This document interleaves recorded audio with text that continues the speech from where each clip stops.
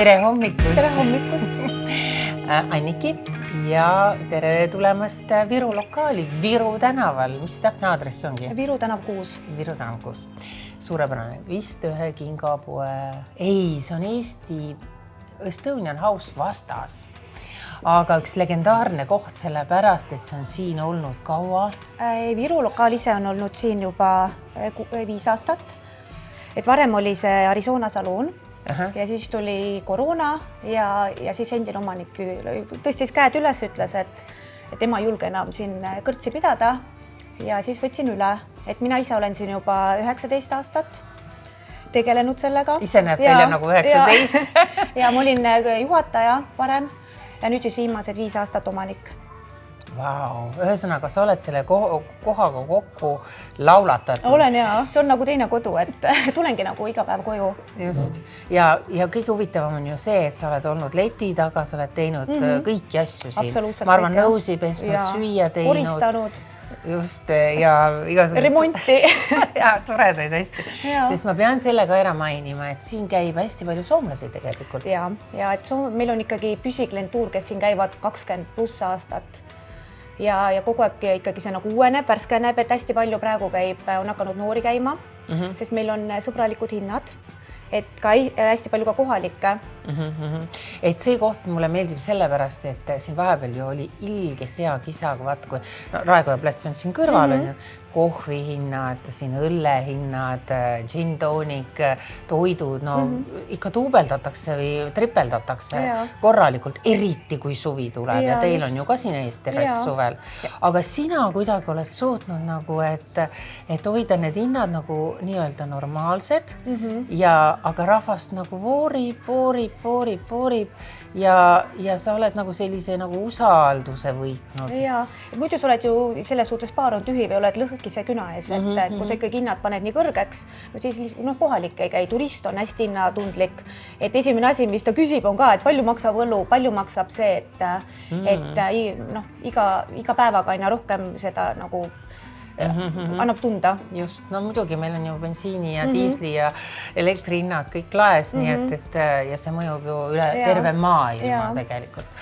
Aga mulle meeldib see, et nii palju kui mina olen nüüd siin käinud, siis tõesti soomlasi siin käib, aga nad on hästi toredad siin ja mind hämmastab just see, et vaata soomlane, ta on nagu selline, et isegi ta tuleb välismaale, Eesti on ju välismaa tema ta on hästi lojaalne. Hästi lojaalne ja ta tahab oma pesas nagu olla. On, et nii kui ta leiab sellise turvalise spoti enda jaoks, pluss, et kõik räägivad soome keelt ja oskavad natukene sellist slängi ka, et nalja teha soome keeles. Just. Nad tohutult armastavad seda ja mul on vahel selline tunne, et nad tulevad otse laevast siia. Ongi, nii ongi. Nad isegi enne hotelli tulevad siia, teevad väikse longero ja jätkavad matka. Just. Ja siit on see klassika, on ju pippuripiffi. Saab siit? Ja muidugi saab. Nii, mis siit veel saab?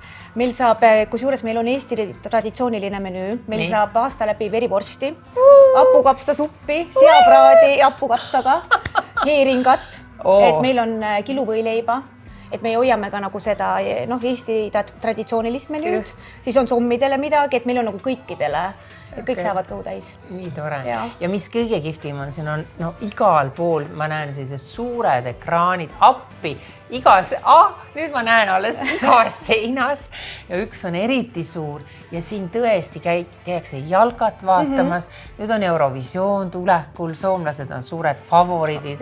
Sa rääkisid enne, et siin on niimoodi, et on soomlaste sektsioon, siis on eestlaste, siis on veel mingid inglased. Ja, et Eurovisiooni ajal on meil alati ka nagu erinevad laudkonnad tulevad ja siis ongi siin, kes on Soome lippudega ja kes on Eesti lippudega, et meil on hästi palju turisti käib ju. Ja siis ongi see selline koht, kus me kõik seguneme siin ja et siin on igasuguseid värvilisi ja sulelisi ja see on nii tore ja kõik elavad kaasa oma riigile ja et kindlasti tulge Eurovisiooni siia vaatama. Ja kuule ju kunagi siin lauldi ka karaokeed, aga seda... Ei, see oli kuu aega. See oli kuu aega ja see oli ikkagi väga-väga ammu, et see sellega on finito capito. Okei. nii, aga meil on täna 2 hästi erakordset külalist. Inimesed, kes tähistavad oma 50. juubelit.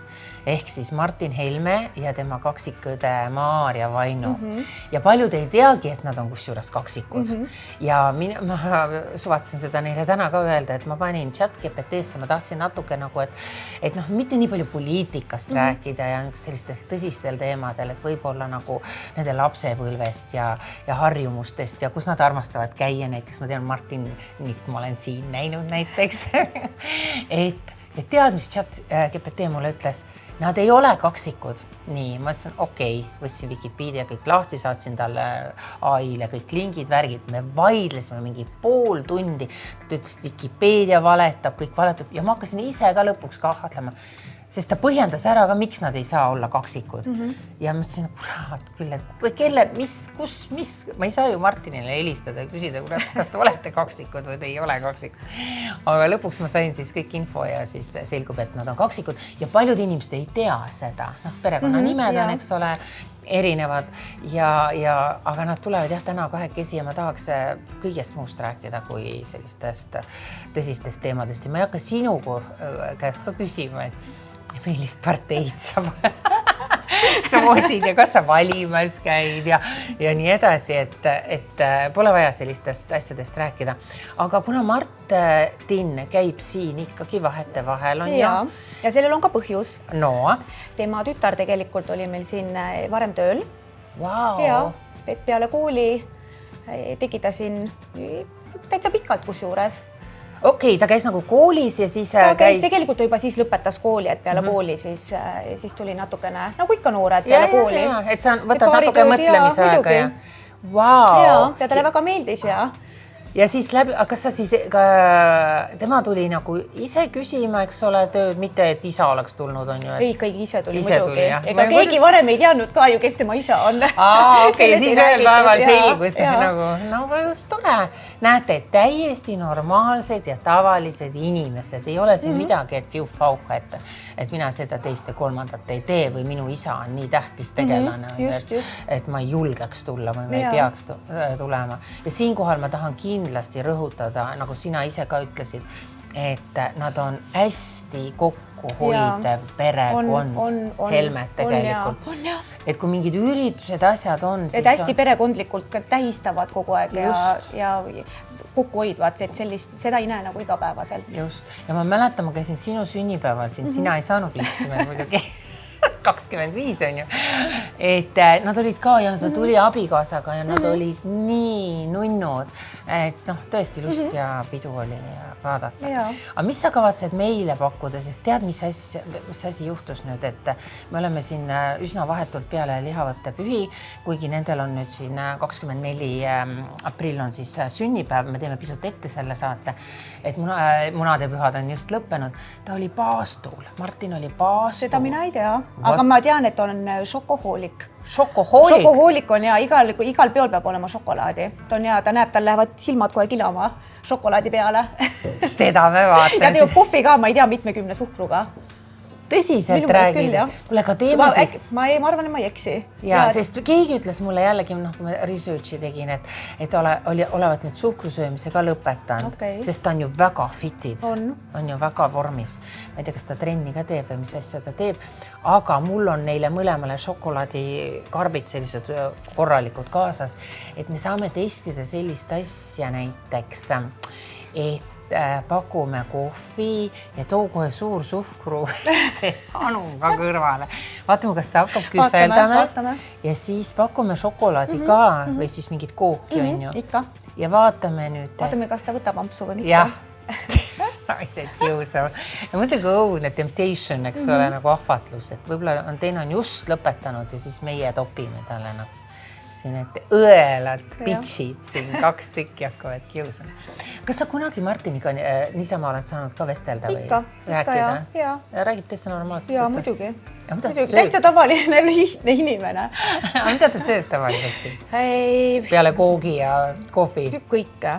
Ma ei tea, mida ta ei sööks selles suhtes, et... Ei ole pirtsutaja? Jaa, minu meelest küll mitte. Väga lihtne Eesti mees. Aga kas ta joob? Seda sa ei tohi paljastada vist. see ei vii kuhugi. Kohvi joob. Just, väga tore. Ühesõnaga, ootame nad ära, nad peaks kohe uksest sisse tulema. Ja mis ma veel tahan selle koha kohta öelda, et suvel ka mulle meeldib, et siin Viru tänaval autosid ju ei sõida. Teil on väga armas terrass ka see ja sumiseb kogu aeg seal. Ja suvel on ka see hea, et meile siia päike ei paista ja kui on hästi palav, siis kõik tahavad istuda varjus. Eriti turistid, kes on siin päikese käes jalutavad. Ja, just. Räägi mingi lugu ka, mis on siin midagi, ma tean paari õudsat lugu, aga nendest me ei räägi, see võtab söögiisu ära ka. Aga mis siin on sellised kõige ekstreemsemad asjad, mis siin on nagu üldse juhtunud? No üks, mida ma mäletan, on see, et üks Soome mees läks meil suitsuruumi. Nii. Läks suitsuruumi ja siis tegi, ma ei tea, poole tunni pärast tegi ukse praukile ja ütles, et ta kaotas oma riided ära. Ja mida polnudki riideid. Ta oli puhta paljas või? Puhta alasti. Ja see on täiesti müstika, et kuidas on see võimalik päise päeva ajal. Sa lähed suitsuruumi ja sa ühel hetkel oled ihu alasti. Meil ei jäändki muud midagi teha, kui me kutsusime turvamehed kutsusid politseid, me tegime prügikottidest talle riided selga. Ja see on müstika siiamaani, kuhu ta kaotas oma riided. Ja riideid ei olnud, sealt ka ei leidnud kuskilt nurgast. Järsku keegi tegi ta paljaks, ta olid nii ilusad riided. Ei, ma ei usu. Ta oli täitsa adekvaatne. Ja see oli päeval. See oli päeval ja selles suhtes ta ei läinud ju sinna magama. Ja ta ei olnud purjus. Ja just, et see on nagu müstika siiamaani. Kas keegi suudab selle müsteeriumi lahendada, kuidas on võimalik jääda riietest täiesti ilmus? Siis teie suitsunurka ei julge minnagi mulle. Et no selliseid, ühel päeval ma pean raamatu kirjutama, mis siin tegelikult juhtunud on. Aga ma ei tee seda. Ei, aga sul käib tuntud inimesi ju ka siin hästi palju. Kuule, sellest sa pead rääkima, kuidas sa Kääriaga siin võileibu meisterdust ühel öösel. Soome kuulsama ühe rokkari. Käärial oli siin kontsert, alles hiljuti, viimane kord. Nagu Tallinnas, eks ole? Just, lauluväljakul. Nii. Ja siis kutsusime ta siia afterpartile ja ta oli lihtsalt selline nii nunnu ja lahe ja saime kõik siin baari töötajatega, ta nii tahtis siia baari leti taha tulla, kuna meil klientuur oli hästi palju soomlaseid tollel päeval. Ja siis ta muidugi tahtis neile jooke hästi teha. Ja siis ta läks kõht tühjaks, siis me läksime kööki, tegime võikusid, siis ta lasi oma luusi mingeid laule. Et hästi tore, et meil siin kunagi ei tea, kes ukse sisse astub. Vau, issand kui äge. Et selles mõnes mõttes nagu see baaritöö on ikkagi keeruline, aga samas... Ja see on tegelikult väga lõpus ka. Et päikese kiired ka. Et sa kunagi ei tea, mis homne päev toob. Nii äge. Või kes sul ukse sisse astub. Just. Ja käitub, sa püüad olla võimalikult normaalne, on ju, et see staar saaks ka tunda ennast normaalseks. Nüüd ma tean, Martin käib selle pärast siin, et ta saab olla normaalne. Kuule, Anniki, ma näen seal ühte meest. See on Martin. Sünnipäeva laps saabub. Tere hommikust. Imeline. Kuule, nagu sügis oleks saabunud. Meil on ju aprillikuu. Meil on talv. See ei ole ära läinudki. Tule korraks siia enne, kui me pikema intervjuuga. Me ootame Maarjat ka veel. Maarja ei hiline. Ei, ma jõudsin vara liiga. Sa jõudsid liiga vara. Et nii, räägi nüüd mulle, kus sa tuled siin niimoodi siis? Ma tulen töölt. Ma teen kogu aeg tööd. Ei saa tulla töölt, tead, et praegu on vara hommik ju. Jah, aga ikkagi teen kogu aeg tööd. Mul ei ole vaba aega.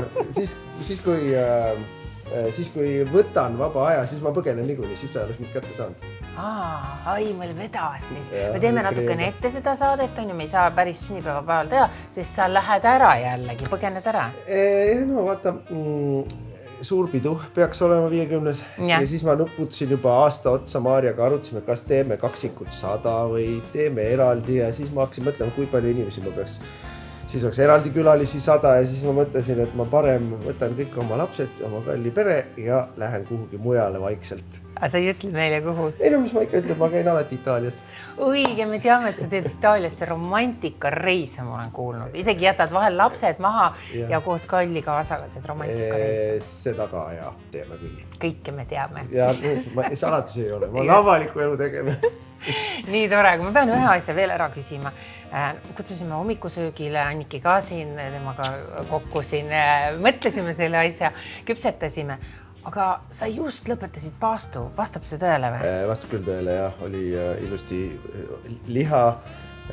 lihavõtte pühade eelne 40 päeva ehk karnevali järgne 40 päeva. Ma olen üks neid väheseid ristiinimesi Eestis, kes paastu järgib. Tõsiselt, jah? Enam-vähem iga aasta. Aga sellepärast sa oledki nii heas vormis. Kui ma sööksin nii palju magusat, nagu ma tahaks, siis ma ilmselgelt ei oleks. Aga ma pean ikkagi pingutama ka muul ajal, hoida oma toitlustust tasakaalus, et mina hommikusöögiks sööks magusat, lõunasöögiks magusat ja õhtusöögiks ka. Ja sealt ta tuleb, Maarja, tule siia. Me võtame su kohe ette ära, võta veel mantlit ära. Me teeme lihtsalt tervituse. Tule sa, 2 musi, tule siia minu juurde. Lihtsalt ja vihmavarjud, vaadake. Ja vaadake silmane õues. Vihmavari ja kindad ja. See on lörtsivari, ma ise ütleks. Nii, siin on teile kingitused, teil on ju sünnipäevad. Palun. Nii, siin on veel. Nii, sa just rääkisid magusast, nii et jaa. No, siis Martin on õnnelik. On küll õnnelik. Mind on lihtne õnnelikuks teha. Just, me rääkisime Martini paastust just siin alustuseks. Kas sul ka mingisuguseid toiduvärke on, et seda söön ja seda ei söö ja suhkrut söön või ei söö ja soola ka mitte? Mina ikka jälgin oma toitumist ja midagi ei ole parata, ega teisiti ei saa. Aga ma sellist paastu ei pea nagu Martin, et ma pean iga päev. Aha, selge. Tule ja teine küsimus ka veel enne, kui me pika intervjuu juurde läheme. Kuidas sina siis, me just kuulsime, et sünnipäev oleks olnud 50 pluss, et siis on 100 on ju ja kaksikud 100 ja 100 külalist ja siin oleks saanud teha igasuguseid variante nagu. No mis nüüd siis, tema sõidab ära, reetur. Jah. Aga selles mõttes, et ma ka ütlesin talle, et teeme koos, aga saime aru, et see läheb tegelikult natuke keeruliseks ka, nii et mina kutsun oma väga head sõbrad, ma teen neile stiilipeo, meil saab väga lõbus olema. Mis stiil seal tuleb? 30-ndad, sest et ma olen ikkagi ju Tammsaare muuseumist. Õige, sa oled ju sealt Tammsaare. Ma olen sellest ajast. Sellest me veel Tammsaare teemast räägime, aga ma tahan selle intervjuu hoida hästi sellise lõbusa ja meeleoluka, et ei lähe, ma Tammsaare kohta tahan nüüd nii palju öelda. Ütle nüüd see ära, miks peavad väga noored inimesed, keskkooliealised on minu jaoks noored on ju, miks nad peavad Tammsaaret lugema? Kas nad ei saaks seda teha 30-ndates? Ei, sest siis nad ei tea, et Tammsaare on olemas. Koolist saadakse haridust. Keegi küsin, et kas nad korrutustabelit tahavad õppida. Neil ei ole häda mitte midagi, see arendab neid.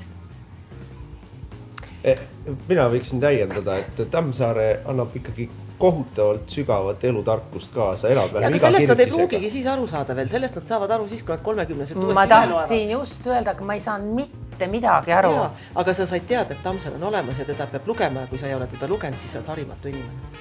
Jah, nii on. Nii nagu siis, kui sa ei tea korrutustabeli. Ma mõtlesin, et sa oled harimatu siis, kui sa ei ole Harry Potterit lugenud. Siis ka. Maailmakirjandus on üleüldiselt lugemine harib inimest, igate pidi. Selge. Ühesõnaga, meie hakkame nüüd omletti sööma, te saate riidest lahti rahulikult võtta ennast sättida ja Anniki on meil siis perenaine täna. Väga tore.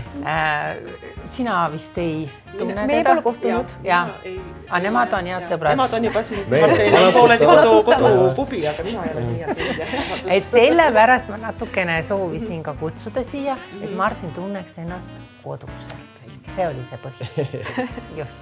Aga aitäh teile, mantlid maha ja läheb lahti. Läheb lahti.